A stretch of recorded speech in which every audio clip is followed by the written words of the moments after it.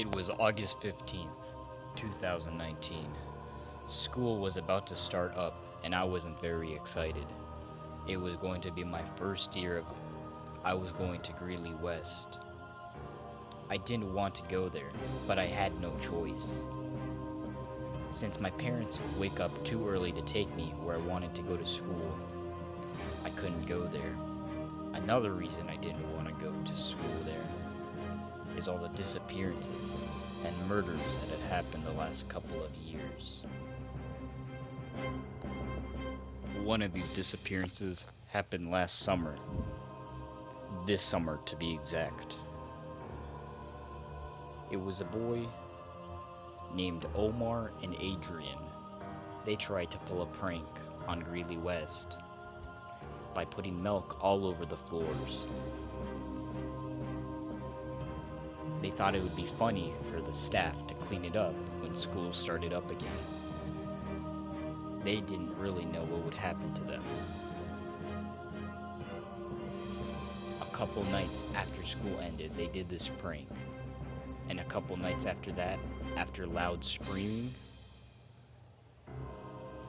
the police showed up and found Adrian and Omar's head stuck on a broom like a shish kebab in the janitor's office. A sign above it said, "Popular kids are not welcomed." Another case happened last year. It happened to a boy named Aaron.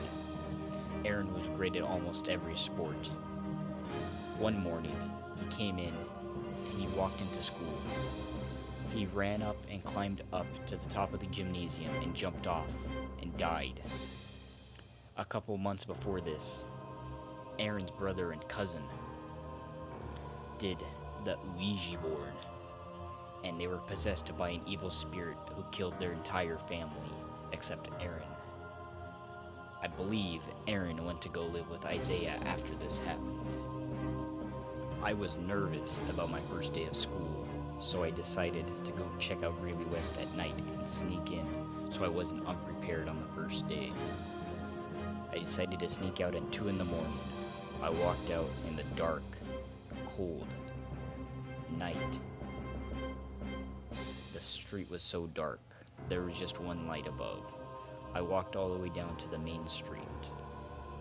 It wouldn't take that long to get there since I only lived a couple blocks away. When I got to the main street, I heard a screeching sound. Screech! I turned my head to the left and I saw headlights coming straight at me. I jumped out of the way just in time before the car. Oh my god, did this car really just crash? Did I survive? Was it my fault? Are they dead? This is what I was thinking to myself. I went over to the passenger side, and I saw 2 skinny kids in the car, both heads on the dash with blood streaming out of their heads. The passengers seemed to have ramen noodle-like hair. I decided to run away and go straight to West. As soon as I ran away from the car, I looked at the license plates, and it said, "Below me." I tried the front doors, even though I thought they would be locked. To my surprise, they were unlocked. I walked straight in. I decided to look to my first classroom on the right side of the hallway. I looked in, and I saw writing on the wall. I couldn't see it, so I got a closer look, and I walked in. The writing said, it didn't say anything. It was a pentagram. It was satanic. There was 666 on the wall. Out of nowhere, the door closed. I hid under a desk. I didn't know what was happening. Sometime later, I got up and realized it was probably just the wind. So I walked out the door and tried to run out of the school, but the door was locked. How was the door locked? I just went in. This doesn't make any sense. I decided to run down the hall and took a left. I ended up in the boys' locker room. I saw Oh, those are the 2 famous soccer stars. 3! A third one. The 3 famous soccer stars from the Greeley West soccer team. Gio, Saul, and Luis. I wonder where the fourth one was in the car. It was Noe, the passenger. I went up to them and I screamed out their name. Luis, Saul, Gio. They didn't answer. As soon as I got closer, I realized that their eyes were missing. I screamed. I didn't know what to do. I ran out to go to the baseball field because I knew there was a fence out there I could climb to escape.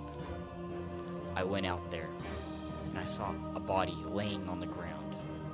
It's Eric, the famous baseball player. Except his face was covered in blood. The only reason I could recognize him was his terrible hairline and the poop that came from his body. I ran fast, and I knew somebody was going to try to kill me. This was not right.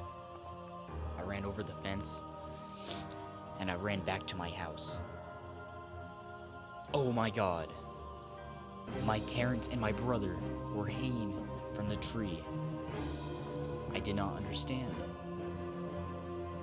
I got on my knees and cried, but then I thought to myself, I must call the police. So I ran inside my house. I went to the phone, but instead, there was no phone there. But in its place was Nehemiah, the killer bear.